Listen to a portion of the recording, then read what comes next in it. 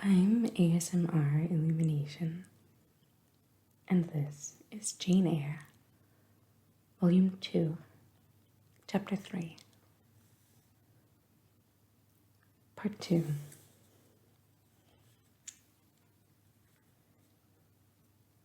Meantime, while I thought only of my master and his future bride,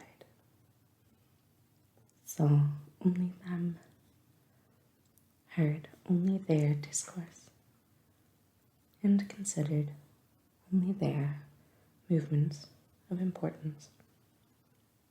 The rest of the party were occupied with their own separate interests and pleasures. The ladies Lynn and Ingram continued to consort in solemn conferences, where they nodded their two turbans at each other and held up their four hands in confronting gestures of surprise, or mystery, or horror, according to the theme on which their gossip ran, like a pair of magnified puppets. Mild Mrs. Dent talked with good-natured Mrs. Eshton, and the two sometimes bestowed a courteous word or smile on me. Sir George Lynn, Colonel Dent, and Mr. Eshton discussed politics, or county affairs, or justice business. Lord Ingram flirted with Amy Eshton. Louisa played and sang to and with one of the Messieurs Lynn, and Mary Ingram listened languidly to the gallant speeches of the other. Sometimes all, as with one consent, suspended their byplay to observe and listen to the principal actors. For after all, Mr. Rochester, and because closely connected with him, Miss Ingram, were the life and soul of the party. If he was absent from the room an hour, a perceptible dullness seemed to steal over the spirits of his guests, and his re-entrance was sure to give a fresh impulse to the vivacity of conversation. The want of his animating influence appeared to be peculiarly felt one day that he had been summoned to Millcote on business and was not likely to return till late. The afternoon was wet. A walk the party had proposed to take to see a gypsy camp, lately pitched on a common beyond Hay, was consequently deferred. Some of the gentlemen were gone to the stables. The younger ones, together with the younger ladies, were playing billiards in the billiard room. The dowagers Ingram and Lynn sought a solace in a quiet game at cards. Blanche Ingram, after having repelled, by supercilious taciturnity, some efforts of Mrs. Dent and Mrs. Eshton to draw her into conversation, at first murmured over some sentimental tunes and airs on the piano, and then, having fetched a novel from the library, had flung herself in haughty listlessness on a sofa, and prepared to beguile, by the spell of fiction, the tedious hours of absence. The room and the house were silent. Only now and then the merriment of the billiard players was heard from above. It was verging on dusk, and the clock had already given warning of the hour to dress for dinner,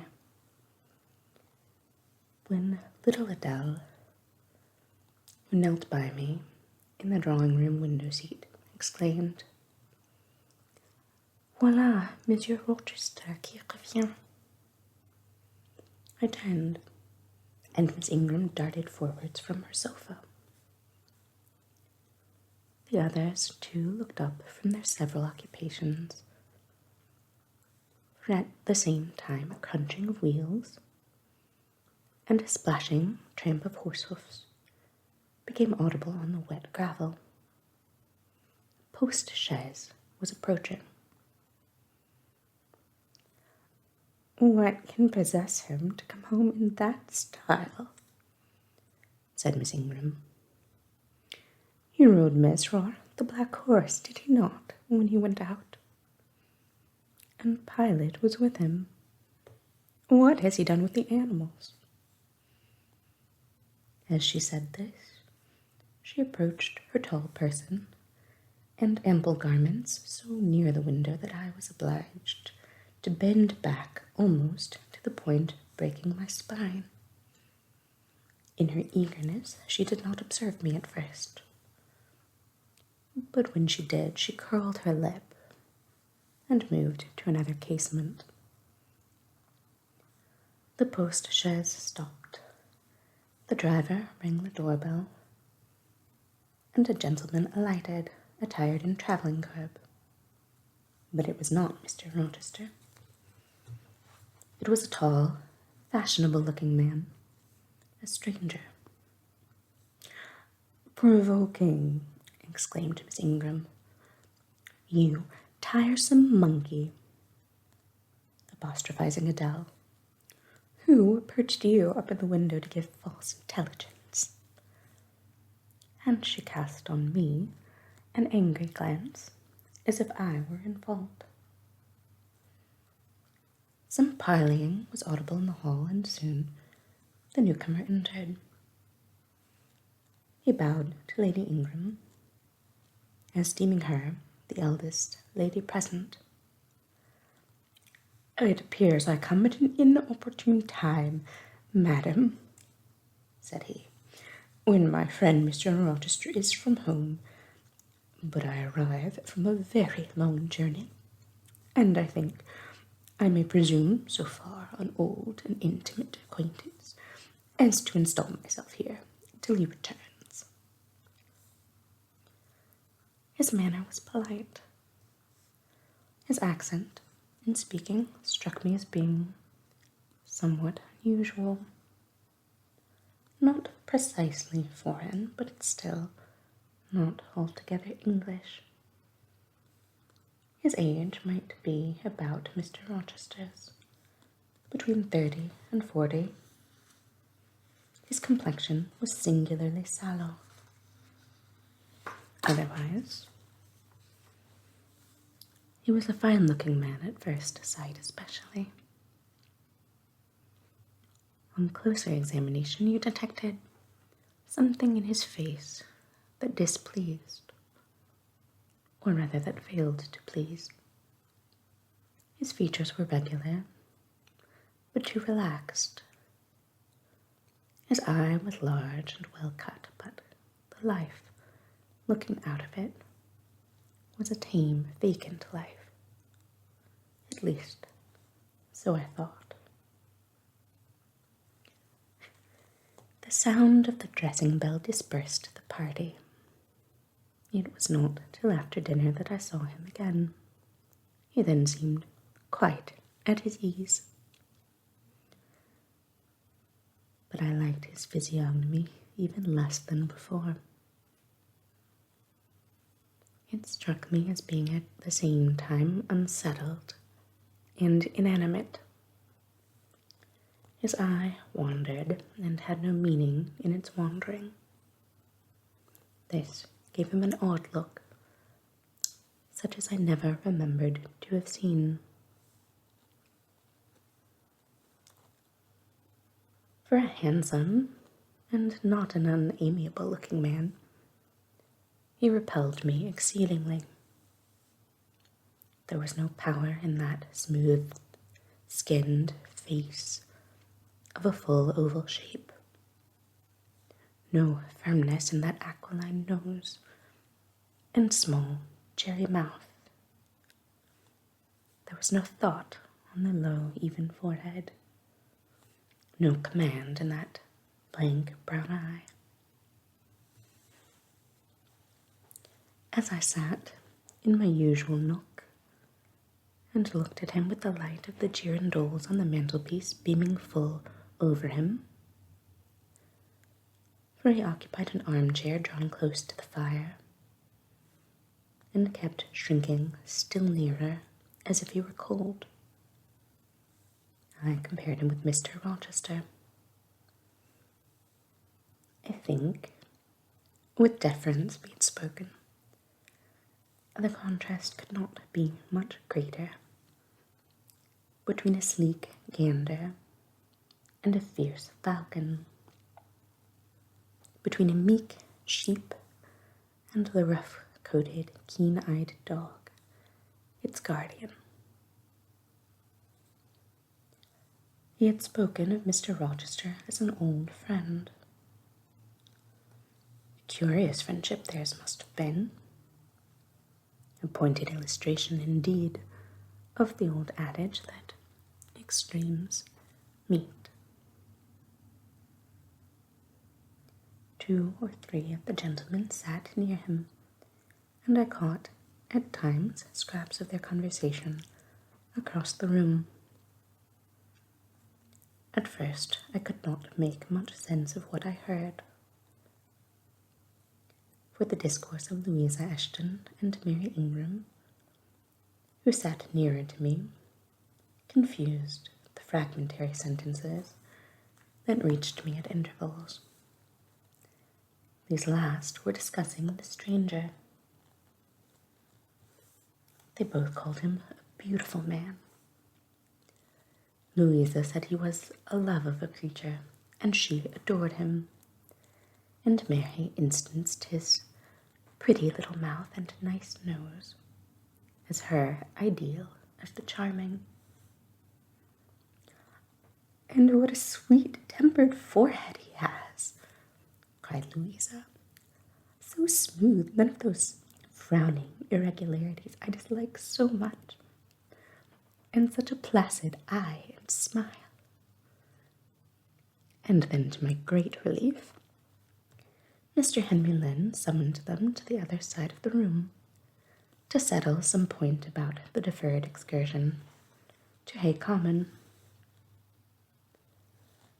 I was now able to concentrate my attention on the group by the fire, and I presently gathered that the newcomer was called Mr. Mason. Then I learnt that he was but just arrived in England, and that he came from some hot country, which was the reason, doubtless, his face was so sallow, and that he sat so near the hearth, and wore a surtout in the house. Presently the words Jamaica, Kingston, Spanish Town indicated the West Indies as his residence, and it was with no little surprise I gathered, ere long, that he had there first seen and become acquainted with Mr. Rochester. He spoke of his friend's dislike of the burning heats, the hurricanes, and rainy seasons of that region. I knew Mr. Rochester had been a traveller. Mrs. Fairfax had said so, but I thought the continent of Europe had bounded his wanderings. Till now I had never heard a hint given of visits to more distant shores. I was pondering these things when an incident, and a somewhat unexpected one, broke the thread of my musings. Mr. Mason, shivering as someone chanced to open the door, asked for more coal to be put on the fire, which had burnt out its flame, though its mass of cinder still shone hot and red. The footman, who brought the coal, in going out, stopped near Mr. Eshton's chair, and said something to him in a low voice, of which I heard only the words, "Old woman, quite troublesome." "Tell her she shall be put in the stocks if she does not take herself off," replied the magistrate. "No, stop," interrupted Colonel Dent. "Don't send her away, Eshton. We might turn the thing to account. Better consult the ladies." And speaking aloud, he continued, "Ladies, you talked of going to Hay Common to visit the gypsy camp. Sam here says that one of the old Mother Bunches is in the servants' hall at this moment, and insists on being brought in before the quality to tell them their fortunes. Would you like to see her?" "Surely, Colonel," cried Lady Ingram, "you would not encourage such a low impostor. Dismiss her, by all means, at once." "But I cannot persuade her to go away, my lady," said the footman, "nor can any of the servants. Mrs. Fairfax is with her just now entreating her to be gone, but she has taken a chair in the chimney corner, and says nothing shall stir her from it till she gets leave to come in here." "What does she want?" asked Mrs. Eshton. "To tell the gentry their fortunes, she says, ma'am, and she swears she must and will do it." "What is she like?" inquired the Mrs. Eshton in a breath. "A shockingly ugly old creature, miss, almost as black as a crock." "Why, she's a real sorceress," cried Frederick Lynn. "Let us have her in, of course." "To be sure," rejoined his brother. "It would be 1,000 pities to throw away such a chance of fun." "My dear boys, what are you thinking about?" exclaimed Lady Lynn.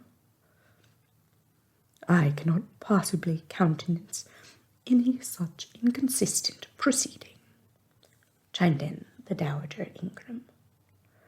"Indeed, mamma, but you can, and will," pronounced the haughty voice of Blanche, as she turned round on the piano stool, where till now she had sat silent, apparently examining sundry sheets of music. "I have a curiosity to hear my fortune told. Therefore, Sam, order the beldam forwards." "My darling Blanche, recollect." "I do. I recollect all you can suggest, and I must have my will. Quick, Sam." "Yes, yes, yes," cried all the juveniles, both ladies and gentlemen. "Let her come. It will be excellent sport." The footman still lingered. "She looks like such a rough one," said he. "Go," ejaculated Miss Ingram, and the man went. Excitement instantly seized the whole party. A running fire of raillery and jests was proceeding when Sam returned. "She won't come now," said he. "She says it's not her mission to appear before the vulgar herd. Them's her words. I must show her into a room by herself, and then those who wish to consult her must go to her one by one." "You see now, my queenly Blanche," began Lady Ingram. "She encroaches. Be advised, my angel girl, and—" Show her into the library, of course, cut in the angel girl. It is not my mission to listen to her before the vulgar herd either. I mean to have her all to myself. Is there a fire in the library? Yes, ma'am, but she looks such a tinkler. Cease that chatter, blockhead, and do my bidding. Again, Sam vanished, and mystery, animation, expectation rose to full flow once more. She is ready now, said the footman as he reappeared. She wishes to know who will be her first visitor.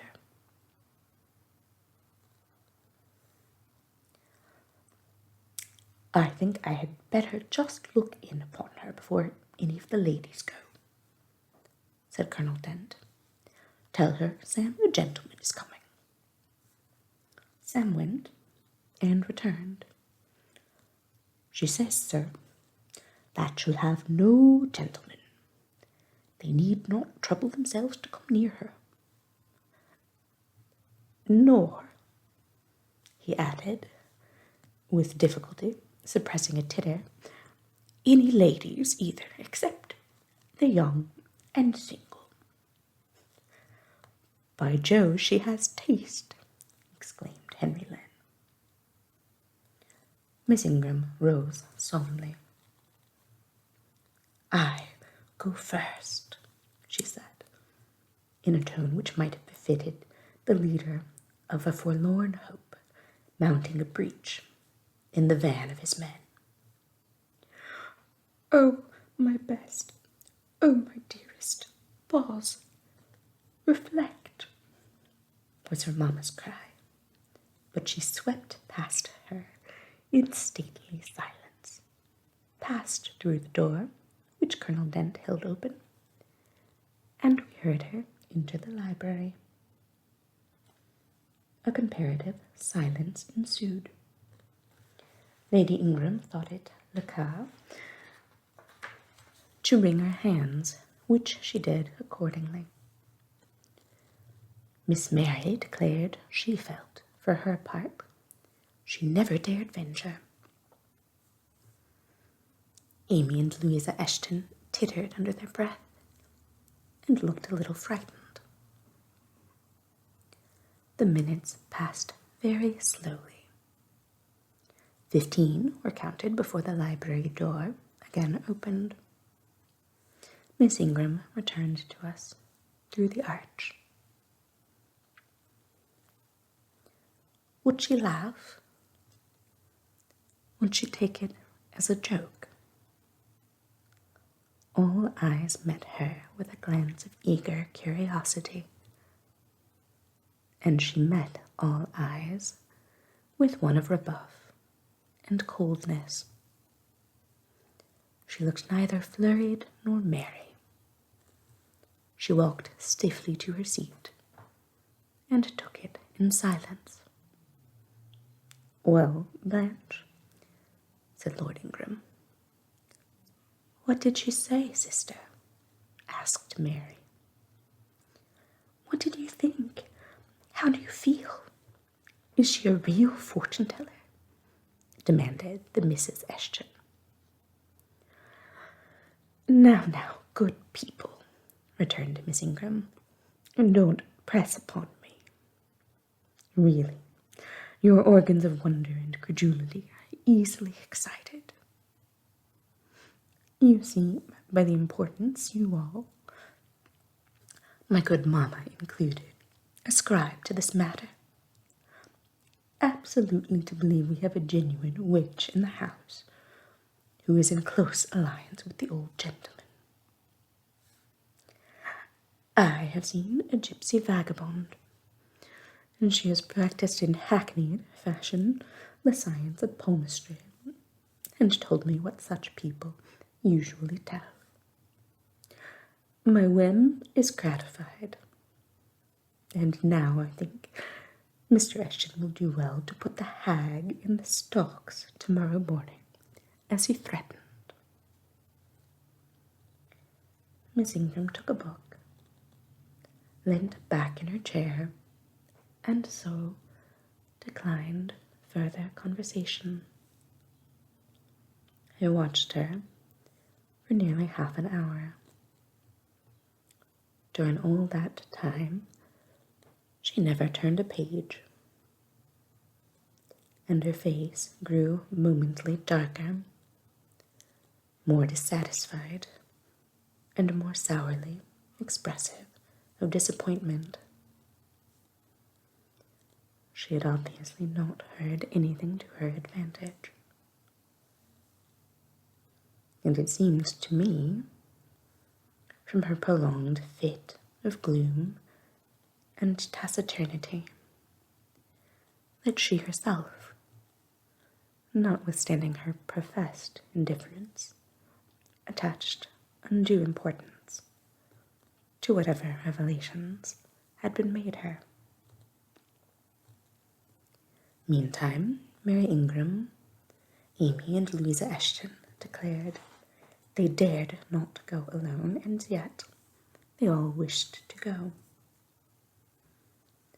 A negotiation was opened through the medium of the ambassador, Sam, and after much pacing to and fro, till I think the said Sam's calves must have ached with the exercise, permission was at last, with great difficulty, extorted from the rigorous Sybil, for the three to wait upon her in a body. Their visit was not so still as Miss Ingram's had been.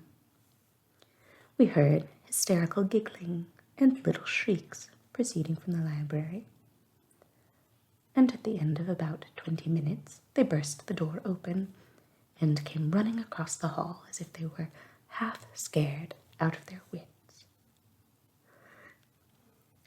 "I'm sure she is something not right," they cried, one and all.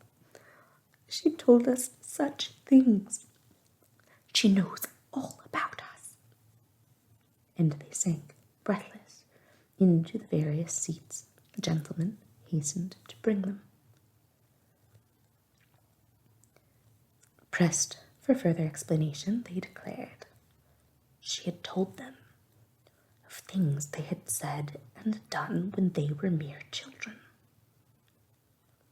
described books and ornaments they had in their boudoirs at home, keepsakes that different relations had presented to them.